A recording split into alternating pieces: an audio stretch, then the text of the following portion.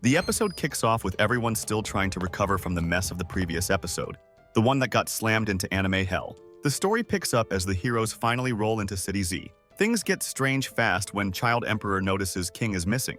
King mentioned he'd head out early, so Child Emperor tries to stay calm, but the A-class minions won't stop hyping him like he's some legendary hero. It gets awkward fast when monsters start popping out of nowhere and closing in on them. A creepy flying creature rolls in like it's handing out chaos, and a weird-looking monster drops out of it. Before anyone can even process what's happening, more monsters start crawling out of buildings around them. Sekigahara freezes, realizing they're surrounded. Tatsumaki scans the area and watches the monster count shoot up like a broken counter. Child Emperor does the math, and over 150 monsters already, and the number keeps climbing. That's why Tatsumaki doesn't even bother asking for a full count. At this point, there's only one plan left. Start swinging. Hit like and subscribe. Story continues now. The monster floating in that rag throws some shade at the heroes, saying the Hero Association was supposed to bring their whole crew, but only a dozen showed up. You can seriously feel the tension thickening in the air, like the entire battlefield is holding its breath. Then the monster unleashes its psychic power and lifts entire buildings like toys. The heroes freak out because it's covered in dozens of eyeballs, all pointing in random directions. It explains those eyeballs belong to monsters the heroes had defeated before. The resentment inside them made his weak psychic powers explode in strength.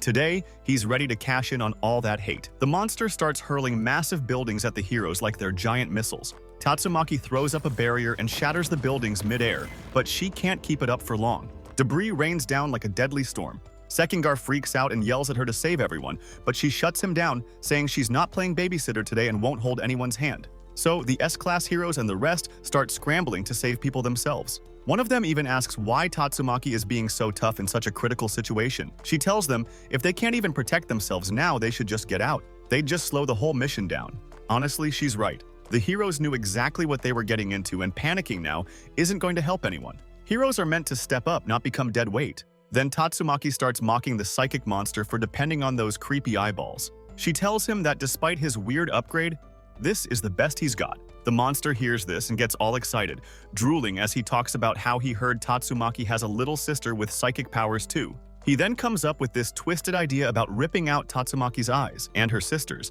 and adding them to his collection. Tatsumaki tells him he's just talking nonsense and invites him to come at her so she can show him what real power is all about. The monster blasts her with psychic attacks, but she shuts them down in an instant, like flipping a switch. Meanwhile, the other monsters see that the lower-ranked heroes are struggling and rush in to overwhelm them. A lot of heroes are starting to fall back under the pressure. Class A hero, Twin Tail jumps in, slicing down several monsters with quick swipes. But then, one monster tries to take him out from a distance. Just as it fires, another Class A hero, the Shooter, blows the bullet up in midair and takes out the monster at the same time. That boosts the morale of the other heroes, and they start pushing back, taking down monster after monster. Another hero, the one who keeps calling himself Amai Mask's rival, jumps in with beautiful moves, slicing through monsters. Amai Mask compliments him, but the move he used isn't even his own.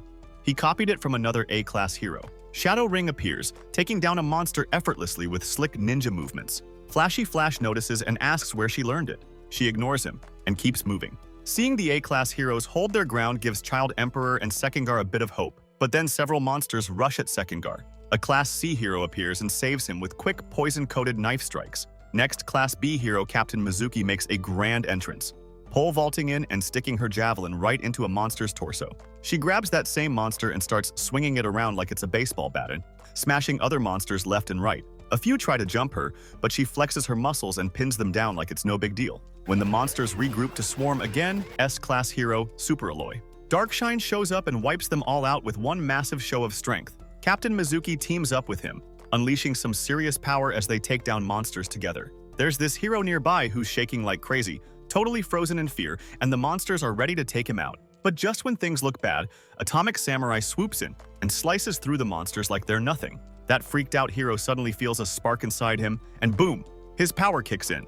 He jumps back into the action, taking out monsters left and right. But something feels off. These monsters are way weaker than they should be at this point in the fight. It's like it's all staged. Child Emperor picks up on the weird vibes too, and just then, some stronger monsters start crawling out from the shadows. Then, the Rhino Wrestler steps up, claiming he'll wipe out every hero on the field. Class B hero Needlestar, along with some others, rushes in, eager to show off his strength. He goes for the Rhino, but it's like throwing a pillow at a brick wall. Nothing happens. The Rhino just absorbs the hit, brushes it off, and says he only dropped Needle Star's attack power by 25 points. Captain Mizuki jumps in to help Needle Star, not about to let him take the beating alone. She grips her weapon tight, plants her foot, and charges at the Rhino with everything she's got. She swings hard, her muscles straining from the effort. But just like before, it doesn't even budge. The Rhino stands there like a wall that doesn't feel pain and casually says her strike gives him points, like he's running some weird gym class. Another hero tries firing at him from a distance,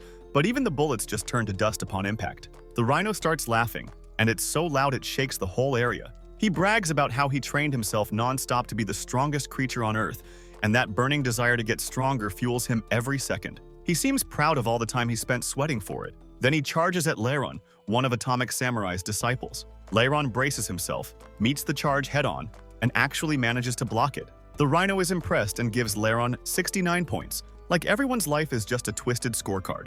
Seeing Leiron's small success, the heroes rush the Rhino to take advantage of it, but the Rhino swats them away in one move, sending them flying like someone just hit a reset button on a broken game. Gyoro watches from a distance, way too excited, noting how the Rhino keeps evolving faster than anyone expected.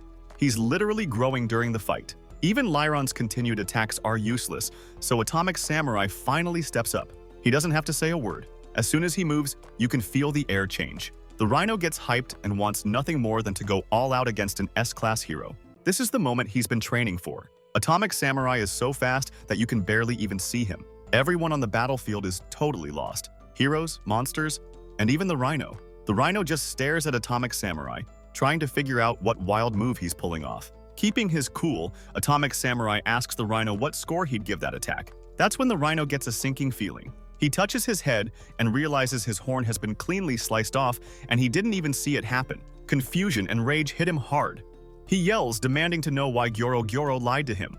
Gyoro claimed he was a demon-level threat, saying he was strong enough to handle even an S-class hero. But that was obviously a complete lie. As he processes everything, the Rhino finally gives Atomic Samurai a perfect score, a solid 100 points. Right after, his entire body shatters like he's falling apart from the inside. The other monsters freak out and try to swarm Atomic Samurai, hoping they can take him down together, but he quickly slices through them, defeating them before they can even think about escaping. The rest of the monsters stand frozen in fear, their confidence completely shattered. Flashy Flash jumps in, clearing out monsters with insane speed. His movements blur to the point where even Shadow Ring stops, shocked that someone can move faster than her eyes can keep up with. Meanwhile, some monsters try to target the weaker heroes to turn the tide, but Darkshine shows up like a massive wall of muscle and takes care of them effortlessly, smashing them into the ground until they're just splattered goo. Far away, S-class hero Pig God is casually swallowing monsters whole. He doesn't even slow down, just grabbing anything in his reach and munching like it's a late-night snack. Puripuri Prisoner shows up too, rescuing a group of boys while looking all proud.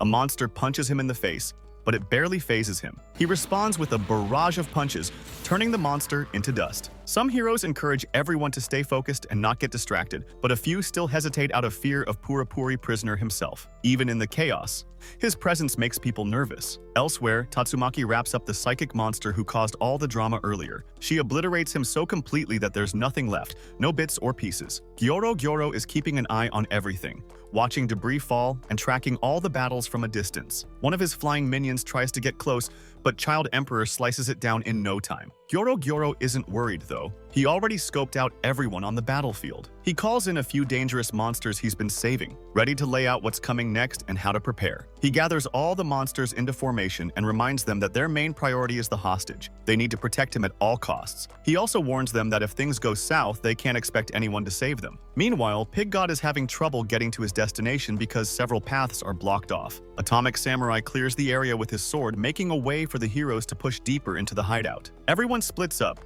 heading down their assigned routes as the operation officially kicks off. Some monsters outside start retreating underground, scared and trying to find safety. Gyoro spots them right away and asks why they're running back. When they admit they're frightened, he uses his psychic powers to grab them and sends them off to Orochi for food. He makes it clear that weak monsters get eaten. If they can't fight, they're just prey.